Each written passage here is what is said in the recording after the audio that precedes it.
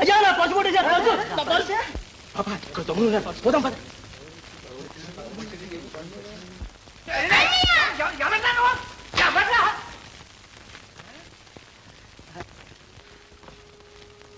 ఎవరమ్మాయి తల్లి నువ్వు? విశ్వనాథం గారి అమ్మాయిని. ఏ విశ్వనాథం చెప్పమా? మా నాన్నే. మీ ఇల్లు ఎక్కడా? మా అన్నయ్యకి తెలుసు. మరి మీ అన్నయ్య గారి ఇంకెళ్ళాడు. మరి ఇప్పుడు ఏం చేస్తాం? ఏడుస్తావా? వద్దు పని, మా ఇంటికి వెళ్దాం, వస్తావా? అది కాదు పాప, నువ్వు మా ఇంటికి వస్తే మీ నాన్న అన్నయ్య ఎక్కడున్నారో తెలుసుకొని నేను అక్కడికి తీసుకెళ్ళి దిగబెడతా. రామ్మా రామ్మా, చూడు రావు, ఇదిగో నాకట్టు చూడు, అటు వెళ్తున్నా వెళ్తున్నా. పాప రావు, వగ్గిబోధన చేసేవాడు.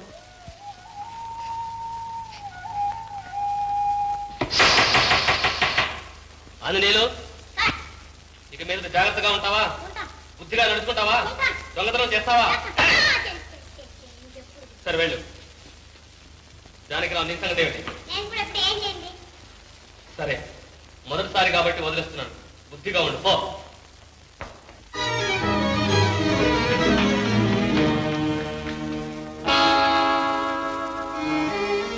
డాక్టర్ గారు, మా చెల్లి లేది, ఇక్కడ ఉండాలి. ఇంటికి పంపించి వేశారు.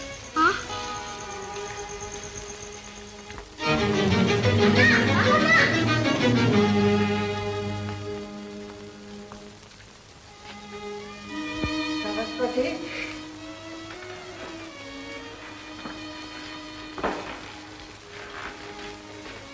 ఏమిటి పిచ్చి నీకు సరస్వతి? పిచ్చి కాక ఏమిటండి, నిన్న మొన్నటి దాకా మన కళ్ళ ముందు తిరిగాడుతూ ఉండేది.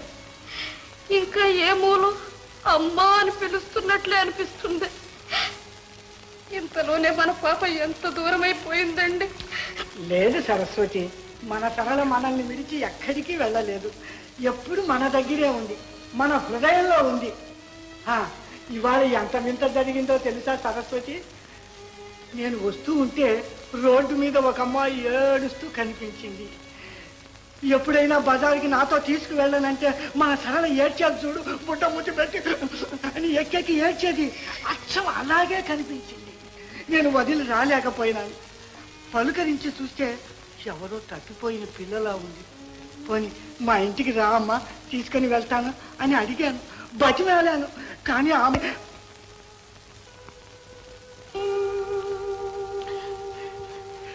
పాపా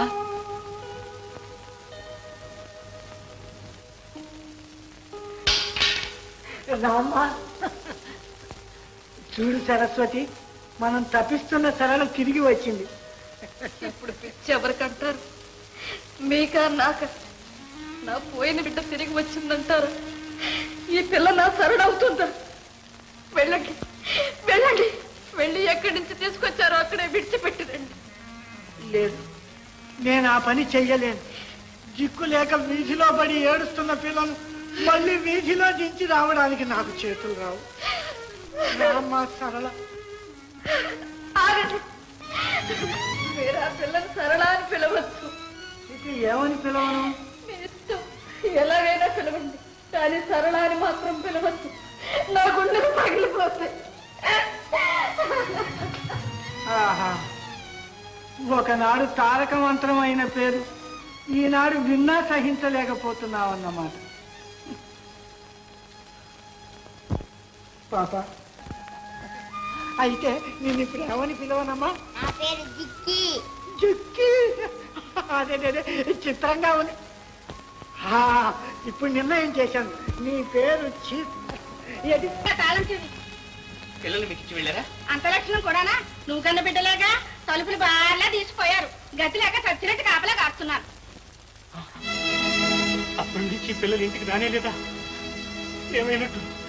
ఎక్కడున్నారు నా పిల్లలు? నేను వెళ్ళి వెతికి తీసుకొస్తాను, ఈ మీరే కట్టి పెట్టండి.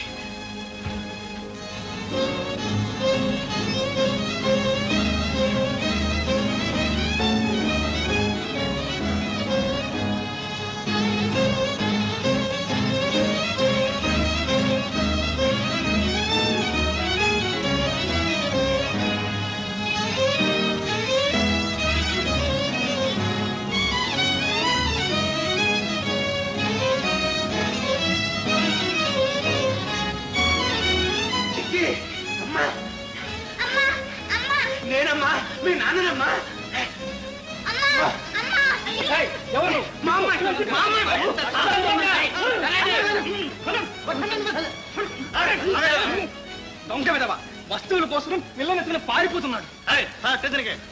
బాబు వదలండి, నా పిల్లల్ని వెతుక్కోవాలి. నా పిల్లలు జానీ, జిక్కి.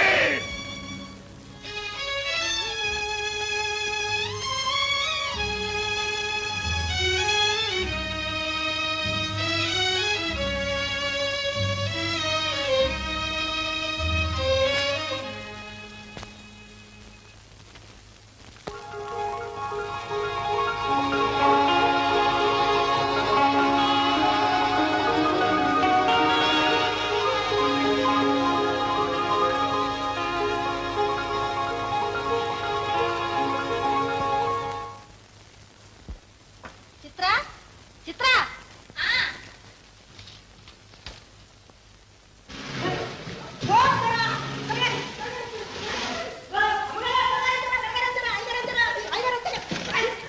పక్కిల్లు అద్దెకిచ్చారమ్మా?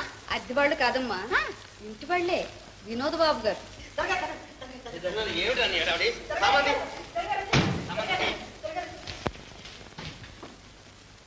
అమ్మా, ఆయన అలా బొత్తిగా బాతులా నడుస్తాడేమిటి? 25 ఏళ్లుగా గవర్నమెంట్ నౌకరీ చేశారమ్మా. అలా చెప్పు. అందుకే పాపం నడక అలవాటు పోయింది. వాళ్ళెవరమ్మా? కొడుకు కోళ్ళనా? కాదే, ఆవిడ వినోద్ బాబు గారు భార్య. అతను మొదట భార్య కొడుకు.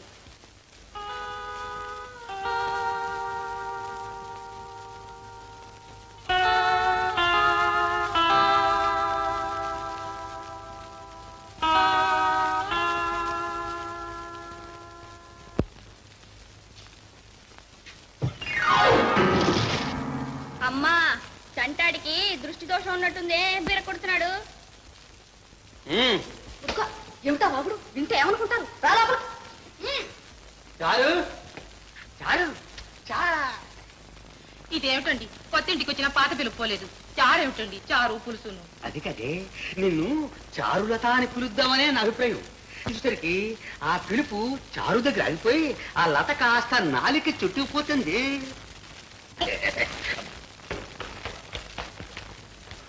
నానా, పాత్రలు తక్షణం ఖాళీ చేయించు. నేను చదువుకుంటాను కావాలి. ఇదెక్కడ ఫిట్టింగ్ రా? రిటైర్ అవడంతో జీతం సగమైంది. ఆ వచ్చే అద్దె డబ్బులు కూడా రాకపోతేట. నువ్వు చదువుకోవడానికి మేడ మీద గది ఏర్పాటు చేశాను, వెళ్ళి చూసుకో. ఏమిటి నాన్న, వాళ్ళు ఇచ్చే వ్యధవద్ది కోసం పక్కని న్యూసెన్స్. సరే రవి, అలాగే ఖాళీ చేయిద్దాం. నువ్వు తొందరగా పెళ్లి చేసుకో. అదెంతసేపు? మన జడ్జి అమ్మాయి ఉందిగా. ఉంది ఉంది. నేను కాపురానికి వచ్చినప్పటి నుంచి అక్కడే ఉంది. మన ఇంటికి వచ్చే దారే కనబట్టలేదు. లేకపోవడం దాకా వచ్చారు. ఇక 5ో 10 వస్తాయని చూస్తాను. మన వాడు హైట్ వెయిట్ పర్సనాలిటీకి ఆ మాత్రం కూడా లేకపోతే ఎప్పుడే చెప్తాను. అయితే వాళ్ళని ఖాళీ చేయించవద్దు, నన్ను కొలిచి తూకమే సమ్మనవద్దు. వాళ్ళని అక్కడే ఉండలేమండి, నేను ఇక్కడే పడి ఉంటాను. కారులో బాగానే ఉన్నాడే, ఇంకేమొచ్చింది? ఈ బిస్తర్ ఏడా పెట్టమంటారు దొరా? మేడ పెట్టా సన్నాసి. చారు, ఎలా ఉంది మన ఇల్లు అరేంజ్మెంట్స్ ఫిట్టింగ్స్? దీనికి చారులత నివాసము అని బోర్డు పెడదాం ఉంది. భోజన కాఫీ హోటల్ అని కింద రాయించండి. కావట్లా. లేకపోతే ఏమిటండి, విలాస్ నివాసని కాఫీ హోటల్ పేర్లు మీరును. అది కాదు. చాలు చాలు చాలు చాలు చాలు చాలు చాలు. ఇంతకీ ఇంటి మీద నీ అభిప్రాయం ఏమిటి? ఇంటికే దివ్యంగా ఉంది, కానీ ఒక్కటే లోటు. లోటు గీటు అని చెప్పడానికి లేదు. కావాలంటే పాతిల్ని పడగొట్టి తీసి టెన్నిస్ కోర్టు కట్టిస్తాను. మన ఏదో డాన్స్ ఆడుకుందాం. టెన్నిస్ ఆడుకుందాం. టెన్నిస్. మనకింకా ఆటలు పాటలు ఎందుకండి? అబ్బాయిని త్వరగా ఒక ఇంటి వాడిని చేస్తే వాళ్ళిద్దరూ ఇంట్లో చిలక గోరింకల్లా ఉంటారు. మనం ఆ ఇంట్లో రిటైర్డ్ చిలకా గోరింకలా ఉంటాం. ఆ ఉన్న కారు కాస్త అమ్ము కూర్చును. ఇంత పెద్ద సంబంధం చేసుకునేటప్పుడు ఓ కారైనా లేకపోతే ఏం బాగుంటుందండి? అమ్మ బాబోయ్, కారే? ఆ పేరెత్తద్దు. నా రైల్లో గుడ్డలు పెరిగితే నువ్వు 2-3 సార్లు అడిగితే అయిపోయి కొనేస్తాను. అప్పుడు నువ్వు డ్రైవింగ్ చేయకమాను, ఎవరినో ఒకరిని టపా కట్టింది మానవు. ఆనాడు నువ్వు చేసిన యాక్సిడెంట్, దాన్ని కప్పిపుచ్చడానికి నేను చేసిన ఫిట్టింగ్స్ తలంచుకుంటే కాళ్ళు ఉనికిపోయి కళ్ళు చలబడిపోయి పళ్ళు పైకి వచ్చేస్తాయి. పోనీలేదురు, ఇప్పుడు అవన్నీ తవ్వుకుని మనసు పాడు చేసుకోవటం ఎందుకు? కారు లేకపోతే పోయింది. ఆ సంబంధం త్వరగా చూడండి. ఓ తప్పక రేపు తెల్లవారగానే ఆ సంబంధమే చూస్తాను. చూడారు, అందం చూడాలంటే జడ్జి గారి అమ్మాయినే చూడాలి. చదువు చూడాలంటే జడ్జి గారి అమ్మాయినే చూడాలి.